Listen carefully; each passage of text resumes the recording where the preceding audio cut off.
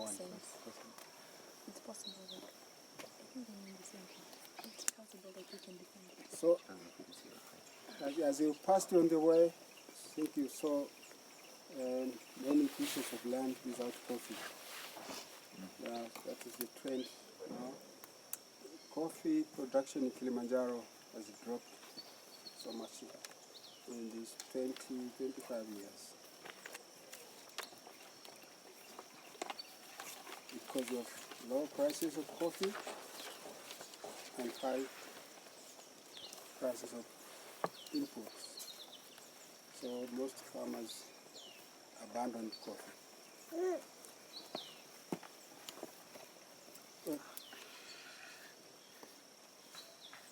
But before we go on, it's good to have a short history of coffee in Kilimanjaro.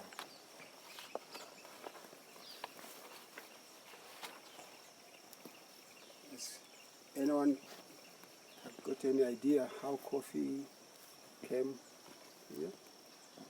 You? I assume with the Germans, they brought coffee here? Yeah, so one of the people brought here was Germans, and not only Germans, there were many nationalities. You're right, one of the first farmers.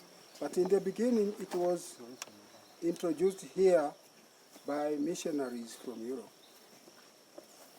from several countries. And they came here after reading reports of the explorers who came to the country and wrote about the land, the climate and everything. And so missionaries thought that it was the right place for them to start or spread Christianity. It was from the towards the end of 19th century. And later, people knowing that Arabica coffee is doing well in Kilimanjaro, there were farmers interested from Europe. As my friend said, some were from Germany, some were from Greece, from Italy, France. They came here and asked for land from the chiefs and started big farms. And it is said that the first seeds which were sown here were brought from Ethiopia, where also Arabica was doing well. So they started Arabica coffee here. That was during the starting of 20th century. Farmers from several countries started estates here.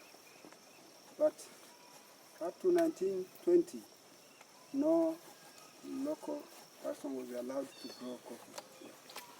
It was a white man's crop. Then came the British ruled here. They found it difficult to collect tax from the people. They thought of encouraging the Chaga to grow coffee so that they can sell coffee, get money and can pay tax for the British to run the country. That is why we were allowed to grow coffee by 1920 all the way to now. For 5 years, there was a growth of production until by 1925 people found they had another problem. We have coffee, but we have no right channel for selling our coffee. So there was some exploitation from the farmers by the clever people. There was a policy of the government since when we attained our freedom that government used to control the price of coffee. So they put a minimum price where the farmer should not get below that for many years, until 19 95, when we changed into globalization of trade. So the government lifted the protection.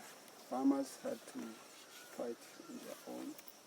And the cooperatives had no more policy of lending the farmers inputs for paying later. So we had to buy everything. And the coffee price went down. So most of farmers abandoned coffee and turned to maize and beans.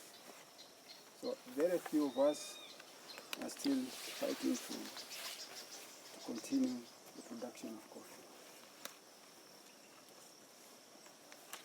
Thanks to the premium of from Fairtrade, that money is now used to prepare coffee seedlings and distribute to farmers freely so that they will come back growing coffee again.